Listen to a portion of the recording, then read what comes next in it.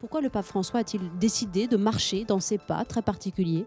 Parce qu'on l'avait invité, en fait, les Européens avaient aussi invité Benoît XVI qui a préféré d'autres instances. Il est allé à l'ONU, à la FAO, et cetera. Mhm. Mais là, c'est, on va dire, un peu une visite traditionnelle. Ce qui est intéressant, c'est que finalement, il a commencé par le Parlement européen avant d'aller dans des pays européens. Puisque, Oui. à part l'Albanie, il est encore allé dans aucun pays européen. Donc, c'est une manière de dire, bah, écoutez, l'Europe, avant de venir vous voir, je commence par ce qui fait votre unité, l'Union européenne. Oui, une manière de Donc, respecter nos institutions aussi, quand oui, même, puis de leur peut-être de donner du donner un poids. signe, de dire que c'est vrai que traditionnellement, hein, l'Église a beaucoup encouragé la construction européenne Mm. en y voyant un facteur de paix, de stabilité, de solidarité.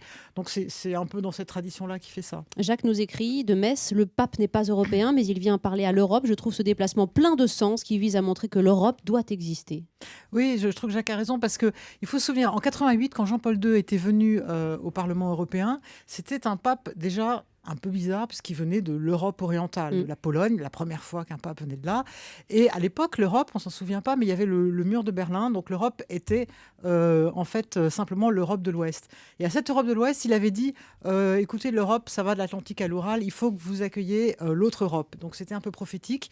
Et là, on a un pape qui vient du Sud et qui a dit ce matin aux Européens, moi, je ne suis pas européen, mais il y a beaucoup de gens qui frappent à la porte de l'Europe, qui sont dans la misère, qui sont à la pauvreté, etc.